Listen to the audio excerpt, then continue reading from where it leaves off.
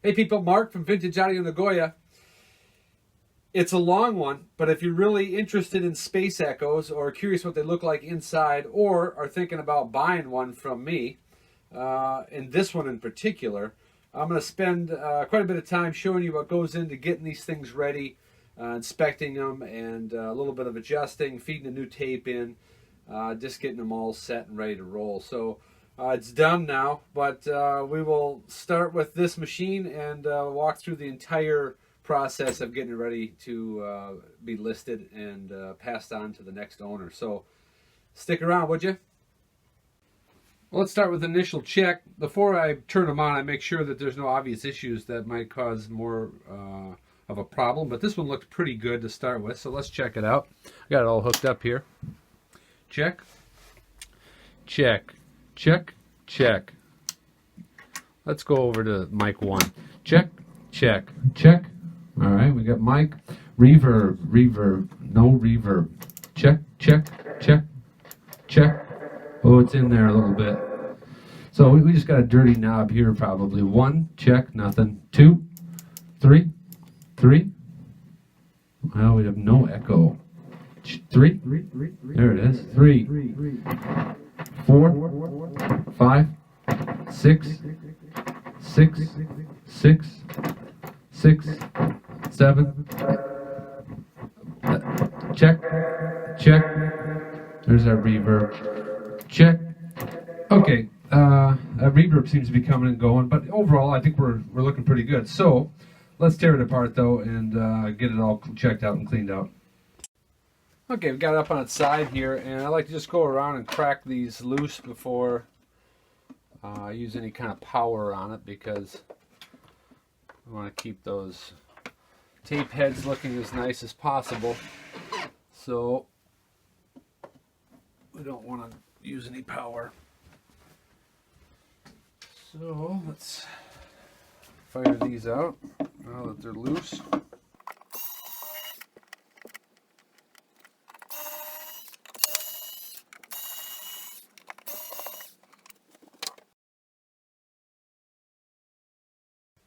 Okay, now we should be able to pull this cover off, and we pull out these two little tabs that have been held in place.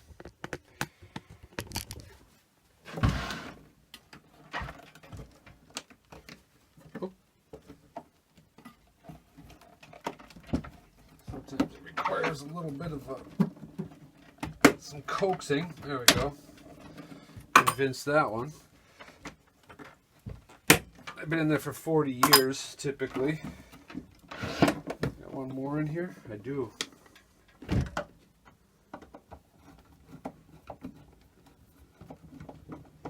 I really love these things. And this was not my career, buying and selling these things.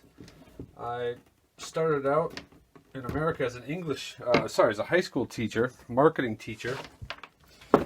And then came over to Japan. It's a really long story, but I met some Japanese guys on a tennis court in college. Hideki, Daisuke, Kan, Ryota. Really good guys. Well, here's our insides. They look wonderful. This thing is unmolested, really nice old machine. That's the way we like them. So I met these guys on a tennis court, and we became pretty fast friends. And then it came time for them to go back to Japan, and you know, it's a long story short. We hung out together, did an awful lot of cool stuff together, and wonderful guys. Well, anyway, it came time for them to go back to Japan, and you know, we promised we were always going to stay friends and keep in touch.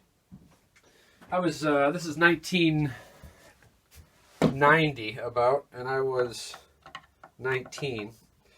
So they took off. We sent one letter each, basically. I sent a letter. I got a letter from Shinji and Hideki, and I think Daisuke. But that was about it. Maybe one more letter from Shinji, and it kind of tapered off, and then that was that. It was, I went on with college and just kind of enjoyed that time, and then got a job teaching high school marketing. And they taught me some Japanese back in the day, like konnichiwa, which is hello, and tsulala, which is icicle, and anato utsukushi, which is beautiful. So, or you are very beautiful. So years later, I was teaching high school. This is the reverb tank now that I just took out, and the lighting is horrendous. I can see that, but there's not much I can do about it, I'm afraid. But anyway, here's the reverb tank, and interestingly enough, these are made in Wisconsin, manufactured by beautiful girls in Milton, Wisconsin, under controlled atmosphere conditions, with a patent number. Incredible. Beautiful girls. I'm from Wisconsin, so I'm having a hard time with that, believing it. But anyway, so now I'm teaching high school. I'm hanging out in Eau Claire, Wisconsin, and I saw this girl at the bar, really cute, Japanese looking, and I thought, she might be Japanese. She looks Japanese.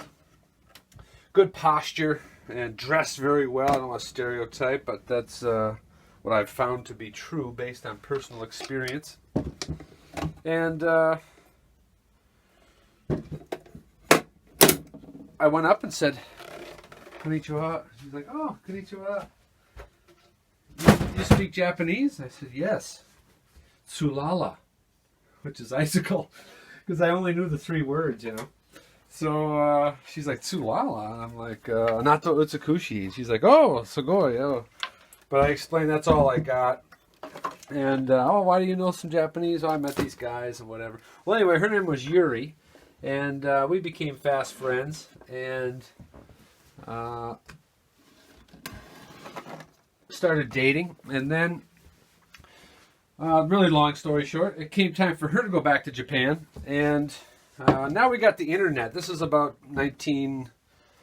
2000 probably. So we've got the internet. It's much easier to keep in touch. Now I'm going to just start by spraying these pots and get these things loosened up a little bit here. And hopefully get rid of some of that crackling. So this is about 2000. And she goes back to Japan in Hokkaido, which is the very northern part of Japan here. And got a job teaching English at a high school.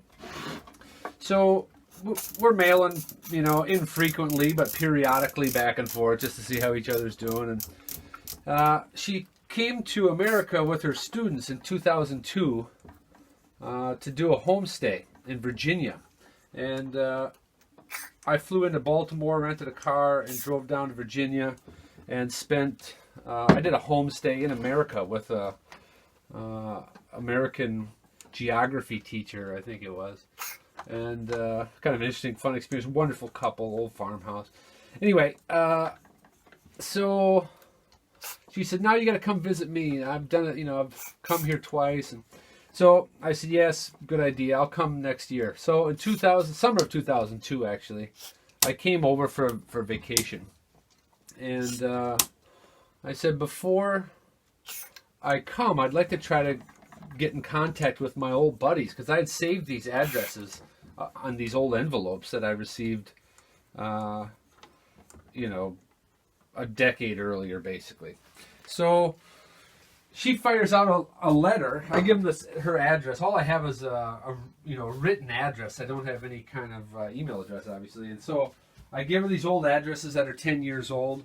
And I'm looking for a screwdriver. Anybody seen that? Little flat-headed one. Find a Phillips every time you need a... There it is.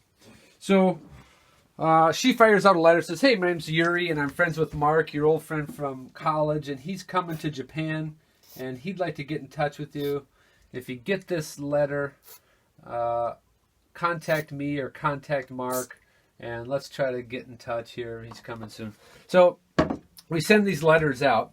Now, what I just did here is sprayed each one of these little mini pots inside, and Roland is nice enough to label all these things. So this is our level, intensity, spelled wrong, but labeled. And VU meter and our O meter. So everything's labeled, which is nice. All right. Now, for years of sitting, a lot of times things get corroded or just some kind of issue. So what I start by doing is just rock these left and right and put them back to where they were initially. Now they might require some tweaking, but it's good just to get them moving and get some of that cleaner inside there moving around. So she sends out this letter and says, "Hey, I'm Yuri, friends with Mark. If you get the letter, email him or call me." And we waited. We're all excited, and weeks went by, and basically a month went by, and we got no response. So, well, anyway, I'm coming. It doesn't matter. It just would have been nice if I could have saw those guys, So, okay, we're going to just let that kind of soak in. I'll hit these again. Oops, I forgot to hit that reverb adjustment on the back here. Here's the reverb. You've got the reverb control in the top, but this controls the overall intensity in the back. It's not typically, doesn't need to be adjusted, but it's good to get that one cleaned out and move it around. That might be the cause of our intermittent reverb there even. So we'll just move that around a little bit. So the day before I'm flying out, I'm in my living room in Wisconsin, literally going through a checklist of things that, making sure I got everything. I'm coming to Japan for a month. So now it's time to get in here and clean these tape heads and just kind of inspect the carriage and everything here. So I'm coming to Japan for a month, and I'm going through my checklist. Probably should have done this early on. Oh, it's not a professional filming operation. I don't know if you picked up on that at all. So I get a call. No, this is caller ID days on the home phone. Grab my cordless, and no ID, no caller ID. So, hello, Mark? Yes, it is I, Shinji. My buddy Shinji got the mail, and I'm gonna clean that up, obviously, but in good shape. Still got the felt pad on it, which is nice. So,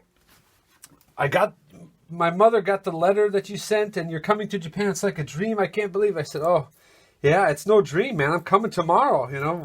How are you? Where are you living?" He said, "I'm living in Tokyo. I'm flying into Tokyo, and can I meet you tomorrow?" Yeah, I can. I can meet you. I said, "What about Daisuke and Hideki and Kan and Shinji?" Or that might have been it.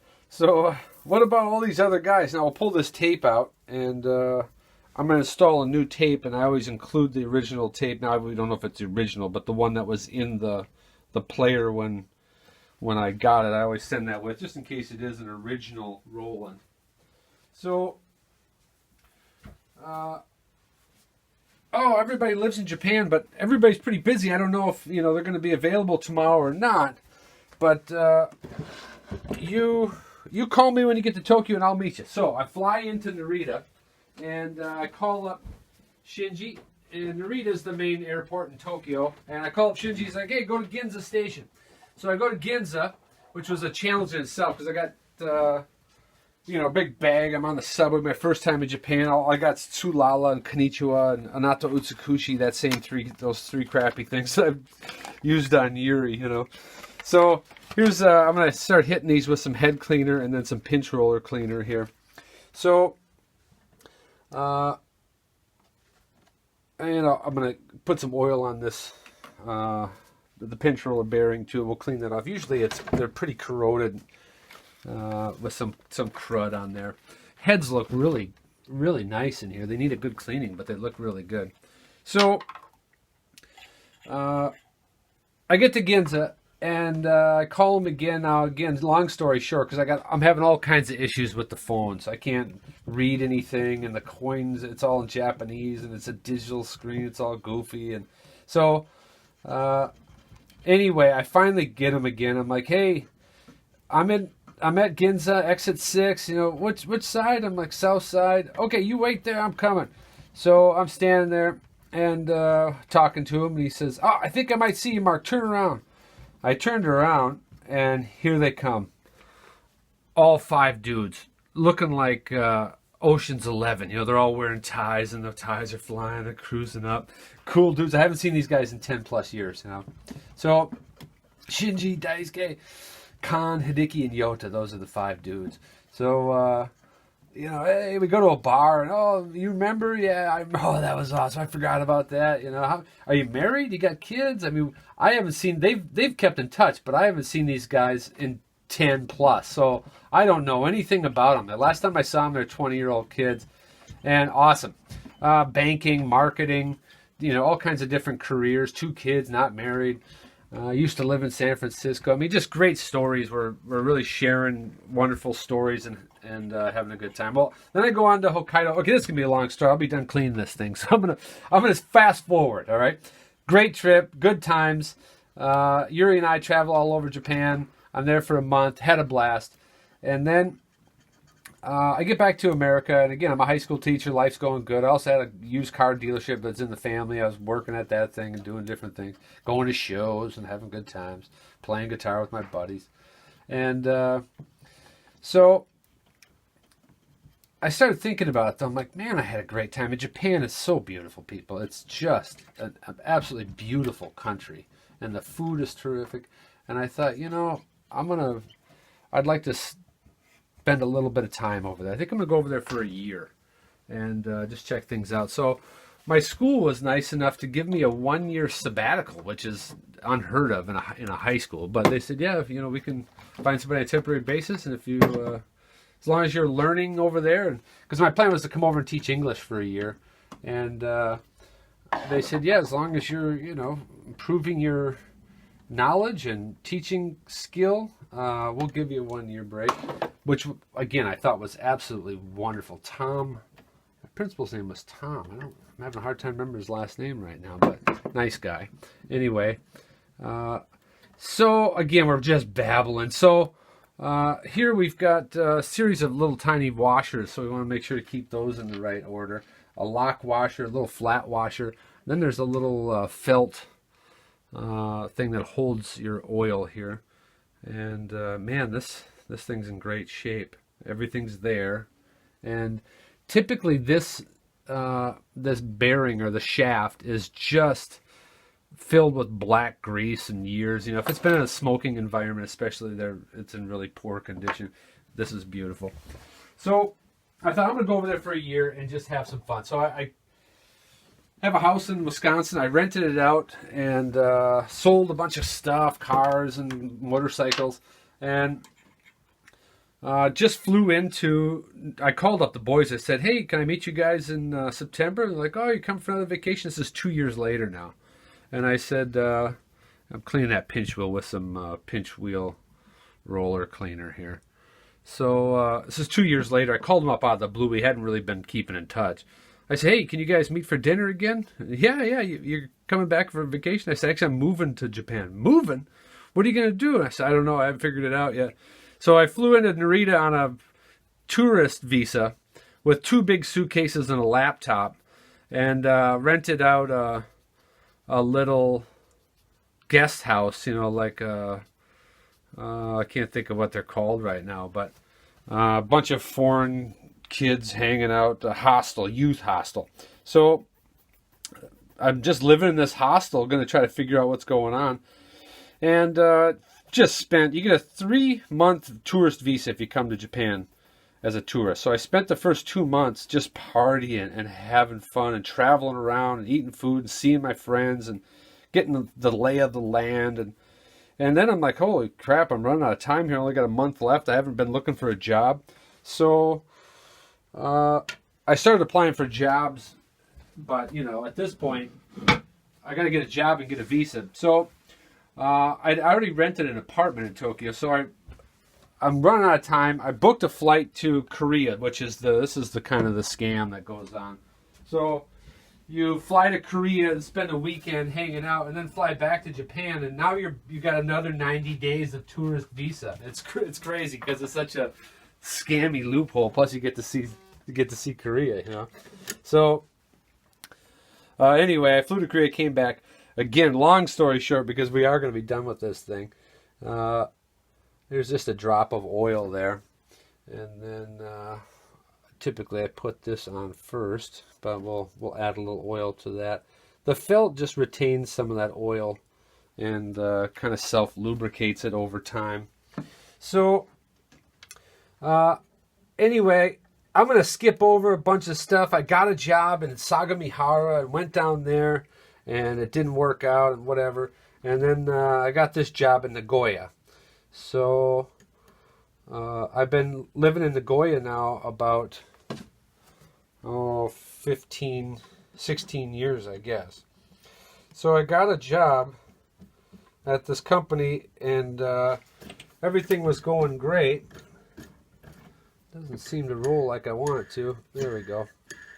Everything was going great, and then they went out of business. So then I got a job working for Aishin, which is a Toyota Group company, and doing some English teaching and some translating. Not really translate. I can't, my Japanese isn't to that level, but things that were poorly translated by the Japanese staff, I would proofread and make sure that everything was all right with their proofreading. So, I'm going to pause for a second. I'm going to have to go get some, I use a little soapy water and a rag just to clean this deck up and clean the chrome up, and then we'll polish it up. So just a moment. Okay, we're back. So I got that job, and that was going fine. I worked there about, 12 years or so. And it was just getting kind of, it was way too routine for me because it was very much the same kind of thing day after day. I'd teach a repeating course that ran for 5 weeks, and then new students would come in. I'd repeat it again. And it just was time for a change, and they kind of felt the same, I think, just after that much time. So I still do the editing and the proofreading for the company, but the classes, I'm done teaching the classes, and that's fine. So anyway, we're really kind of running around here rambling, but a couple years ago, I was watching a documentary on Buddy Holly, and totally unrelated to space echoes and tape echoes, but they were talking about Buddy Holly, and I'm going to just pull these knobs off now and get these soaking just to get, they don't look too bad, but you can see there's who knows what, some COVID and DNA. So let's just get rid of that stuff. So that's a stubborn one. Sometimes if they're really stubborn, you wrap a little piece of rope around the back and give them a uniform pull, and it seems to work pretty good. But typically they'll come off with just a little coaxing. So I was watching this documentary on Buddy Holly, and the guy's got a big stack of echoes behind him, just music equipment in general. And the host says, "Are those tape echoes?" And the guy says, "Yeah, they're all different types of tape echoes. I love tape echo." And that was it. They kept going with the documentary and talking about other music stuff and whatever. And we got one more little bearing here that needs to be lubricated. So we'll pull that out. And we want to check that felt and see what kind of condition it's in. And actually, it's pretty good. I just dropped in to see what condition my felt was in. Yeah, oh yeah, what condition my felt was in. Pretty good condition. So, we're not going to worry too much about the felt, but we'll clean up that little washer. This one's got a little bit of gum on it from the grease drying out. So, one thing we can do, it's going to be hard to see this, but yeah, you really probably can't, but the felt, runs on that same spot on the bearing for a long time, and so I think it's good to just scuff up that spot and clean up that felt just a little bit, and it kind of gets back to its intended shape and color. The goal of this thing is to just hold that tape tight and provide a little tension. You can see how much stuff is coming off there. This is off the felt itself. You don't want to push on this too hard though, because it's a little copper piece, and if it gets out of adjustment, it'll severely affect the amount of echo you get. So, anyway, tape echoes, Buddy Holly, and I thought, well, I'm going to get one of those, you know. That's what it's a tape echo. First, I went online. I'm like, what the hell is a tape echo? And, you know, it talked about how it, it records it, makes this echo, and I'm like, wow, what's going on? So I went online, and I was shocked at the prices of these things. I'm like, holy crap, I'm not ready to commit to that level of tape echo love. But I found one. A little tiny star record that I've sold a couple of those, and they're on my site from periodically. It's just a little lunch box with an 8-track in it. I found one of those, and I thought, oh my god, I fell in love with it. That little thing especially, I'm like, man, this is cool as hell. I can't believe this tape is doing. You can increase the tape speed, and it changes the echo, and oh.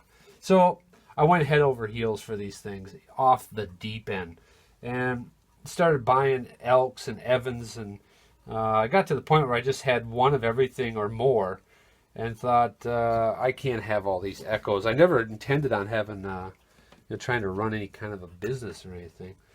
But all of a sudden I got every kind of echo and 2 or 3 of every echo machine. And I got a bunch of 8-track tapes. And so that's when I first sold my first one. And then I enjoyed doing this so much. I enjoy playing with them, and I really love the feedback from people that buy them, and they talk about how much they enjoy them. And so I got kind of hooked on this stuff, and basically got totally into the tape echo scene, and that's how Vintage Audio Nagoya got started, was through that whole operation. Okay, I don't know if you need to watch me polish this whole thing here. So I'm going to run a little chrome polish over this and clean up between those heads really good, and put a drop of oil here and put that bearing back together, and then wash those knobs, and we'll come back in a little bit.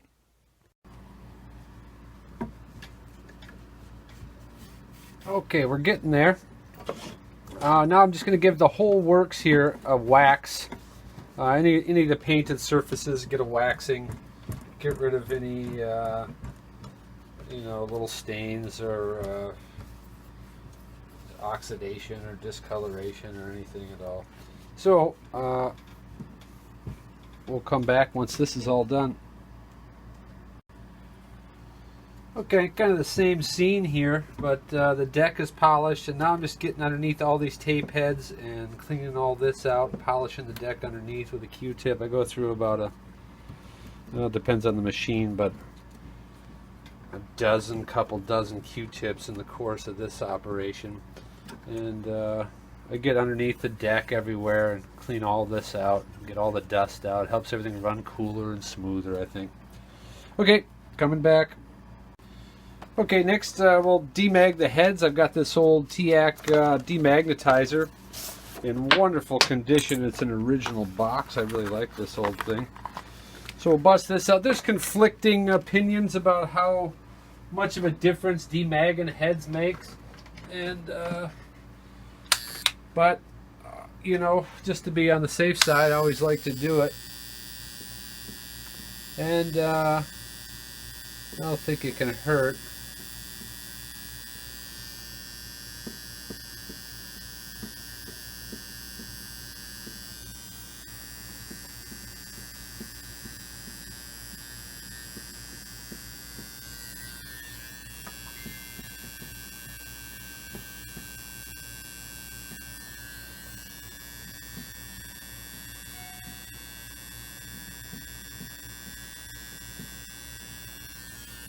All right, simple as that. Now we're going to turn our attention to this faceplate, and it's just a gorgeous faceplate to begin with, but we'll start with a little bit of soapy water and soapy rag, I should say, not water, but we'll clean those all around those knobs where we get some greasy fingerprints over the years.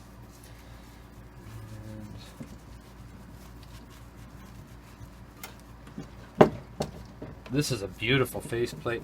I'll link a video to this when I sell it, and whoever's getting this one will know exactly what kind of machine they're getting inside and out. But I do this to every machine I get, regardless of condition. And again, this one's in pretty nice shape, so they're not always this easy to do. I just realized I forgot to pull this knob. It's the only one that's set with a set screw, so I'll have to pull that off here. I'll do that in just a second. And we did it from the back side, and that's most important, but I like to just hit these in the front too. And then these again are looking really good, but I pull these all these nuts and washers off the front and give those a polish as well. Just want these machines to look as good as they can possibly look, and it helps to protect them for the future, I think, just to inhibit any kind of future rust. So we'll polish those up and be right back. And I give the faceplate a little wax with this essentially 9800 grit wax, which does a nice job on it. So again, we're not going to have you watch me do this, but you get the idea what's about to transpire here. We'll get it all covered in wax. Get it cleaned off. Okay, wonderful condition like I showed you before, but awful dirty. It's tough to see, but there's you know, grime and fingerprints and all kinds of stuff on it. So we'll clean this up. Okay, good people, we're making progress. I got these nuts and washers all polished up and looking good. So I'll put this back together, and then I think we'll feed a tape into it and see how it sounds, and then start making some fine adjustments underneath to our, if necessary, to our intensity. And I'm a little worried about that reverb still, although I think it's just in the switch. You heard how it cleaned up when I moved it around. So anyway, we'll put this all back together here and tighten it up, and then I'll feed a tape into it.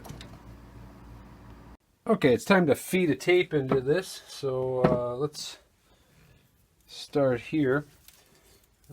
There's a little door in the back here, and you don't really need to be worried about it at this point, but it's going to become important. So we just set this between the felt, and then go behind this first little guide wheel here, roller. It's not really a roller, pin, guide pin. And just bring it around, make sure the brown side is facing the heads. Get it between that piece of felt and that pinch roller, and that should do it. Now just kind of try to guide these two in here and turn it on. It's always best to turn the speed, tape speed, to the slowest setting, and occasionally, whoop, like right there, you get a little bind up, and just got to make sure that that straightens out. Don't have any magnets sitting on the table.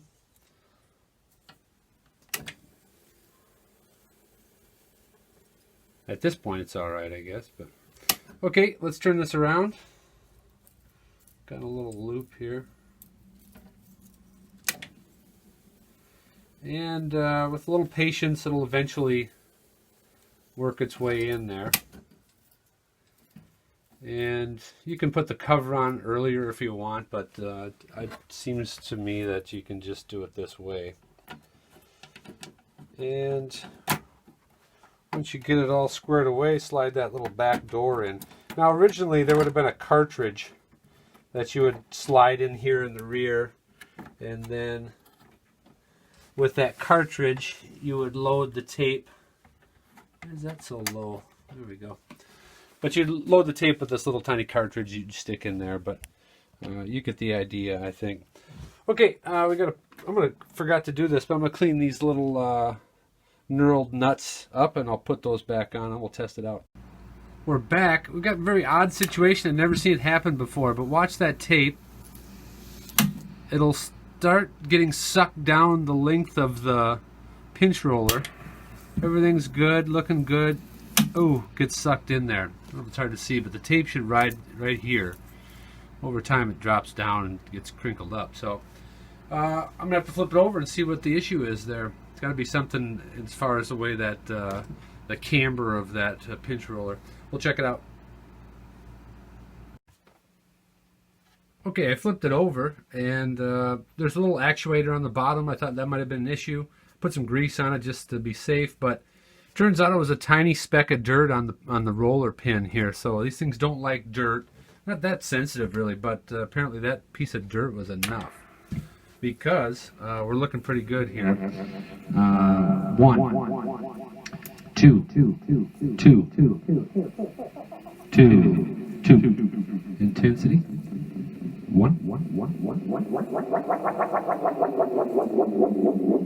3, 4, 5. Now 5 normally reverb. The reverb tank isn't hooked up. 6, 7, 8, 9, 10, 11. All right, sometimes it requires, adjusting the amount of intensity, but really we're sounding pretty good. So I think I'm going to clean that reverb tank up and get it back in there and see how it sounds all together. Check.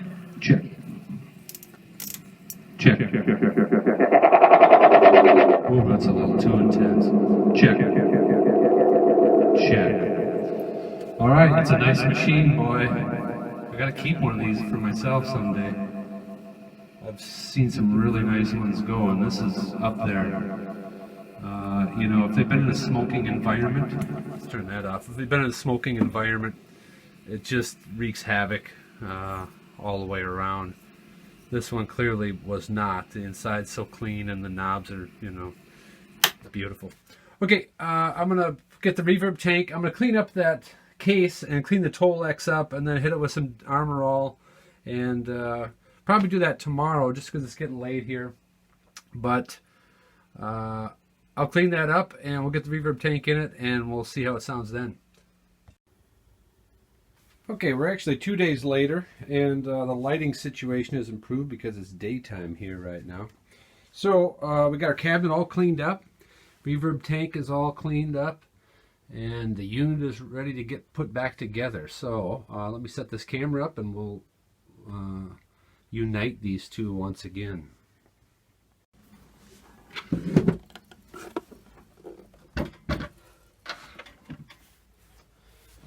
Okay, this turned out extremely nice. Again, it was a really nice unit to begin with, but it cleaned up beautifully. The chrome is in wonderful shape on this.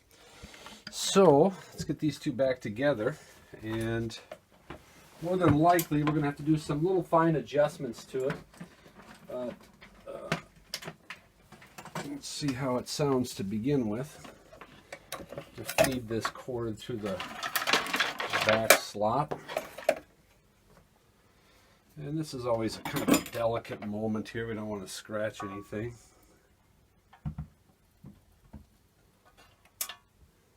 So I'm going to get these put back in the right order.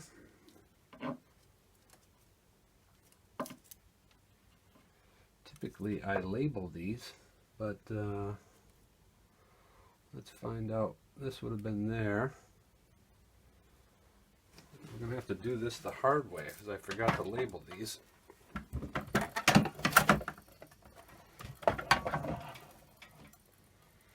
But our tape will tell us which way they went. So it would have been here, which means the long one would go here, And the short one would go here. I'm not even sure if that matters, but just to be on the safe side, I'm going to get rid of this old tape that doesn't have any adhesion left to it, and replace that with a fresh piece of tape here.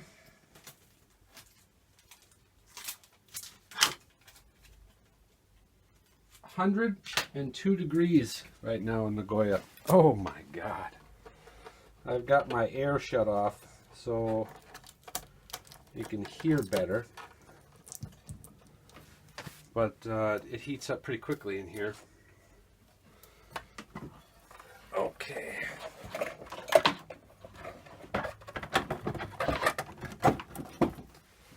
We may fast forward through some of this and edit some of this out, because it's taking a little bit longer than I'd envisioned, and I'm sure it's not the most exciting thing to be watching. But let's get this plugged in and set up. I'll do that and come back. Okay, we're all set up, and that's our first test with the reverb back installed. So we're on reverb only. I've got an instrument going in here and a mic going into one. Check, check, check. Okay, we got nice reverb. Check, check, check 1 2, check. I don't think we need any more than that. Again, we can adjust the amount of reverb in the back if we want to change that. Check, check. One thing I'm noticing here is our VU meter, check, check, is responding nicely. However, it stops at the 10 mark. It doesn't go back to the resting point where it should. Check. So let's adjust that real quickly. Okay, to get the VU meter out, there's 2 tabs that hold this thing in. And then there's a little piece of rubber here that just kind of keeps it from rattling around. And then there's a tiny little piece of Scotch tape on here. And if we separate that, we should be able to get this cover off easy enough. Sometimes there's 2 pieces. And occasionally 3, but this one's got 2. So now we can get this cover off. Now I forget where it was that I learned this, but a simple technique here is just heat this grease up a little bit. You don't want to get carried away with the heat, but our problem again is that this grease has coagulated and got to the point where it's become more like a honey than it is like a grease. So a little bit of heat in here seems to loosen up that grease to the point where it'll start to move freely again.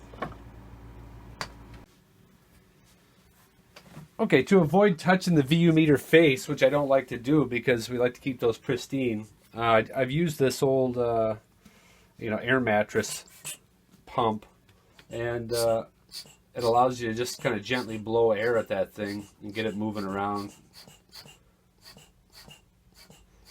If they're really sticky, you got to blow on each side of it a few times, until it starts to move nice and freely. I also found these are really good. This is such a clean unit, we don't need it, but I bought so many cans of compressed air, but really, a good squeeze of this is a pretty good blast of air, so it'll save you buying those compressed air cans all the time. It's certainly better for the environment, that I would think. Clearly is. Anyway, I think you get the idea here. We've got pretty good movement on that needle now. Okay, once we get them all back together, then we can get some good light on them here and start to see little things that we might have missed. So again, we just try to get all these little pieces of dirt that might have escaped that little waxing process and the general cleaning process. Get inside these little lights really well and get it looking the best we possibly can. Okay, one of the very last steps before we call it quits on this one is just take a little bit of contact cleaner electrical contact cleaner, and these old TIAC cleaner set. These work really great. Now this machine is so clean that it doesn't really, you know, I don't know how much of an improvement we're going to make here, but some of the older machines that, again, have spent time in a smoking environment, these can be very bad and lead to crackling on your, you know, when you're moving your mic cord around or your instrument cord around, you get some crackling. But you can see we've got a little bit of dirt coming out of there. So anyway, it's just good to get that oxidation out of there. So I'll end up with just a fat Q-tip here and get any remnants of whatever's in there out. Again, this machine is really nice, but you can see how much we took out of there, even it being as nice as it is. So, okay, now it's time to button it back up. So we got these two little tabs here, and they get set in like so, and one on each side. To move this back just a little bit.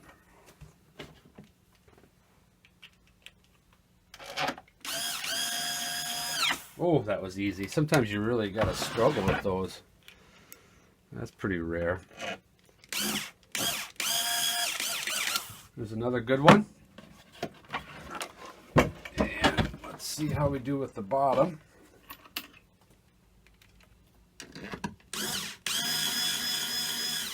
Oh my goodness, this is about as easy as it's ever been. I've had to resort to sticking, you know, some little screwdriver in there to try to line up these internals with the cabinet. And I'm afraid this little low budget driver might be nearing the end here. But anyway, that was a really smooth reuniting of the two here. Again, I don't like to tighten them up all the way with electrics, with any kind of a driver. I just want to try to avoid any damage to those screw heads. Okay, you're looking at it. That's about the finished product.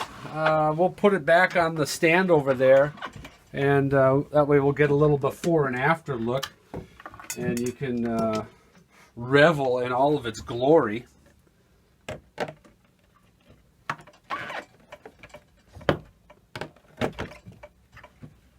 Oh God, I just love them. I love them when they're done, obviously.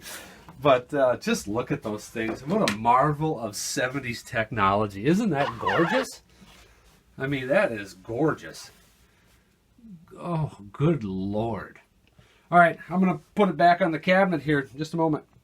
Okay, we are back and switched over to mic input 2, and we got good response from that VU meter, and the cabinet is looking terrific, and it's sounding good. We got reverb, as much reverb as we need and ever could want.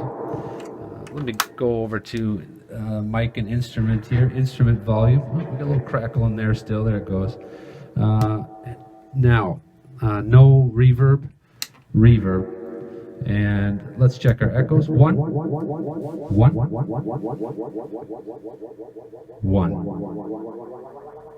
Check. And we'll go back to mic 1. It's pretty hot now. 1. Check. Check. And intensity. 2. We got too much intensity there. 2. 2.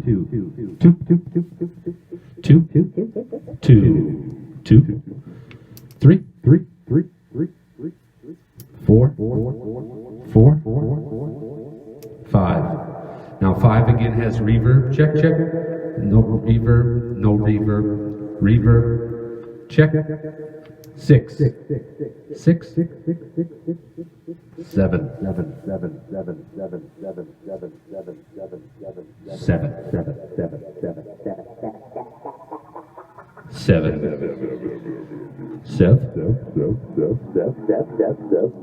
Oh God, 8.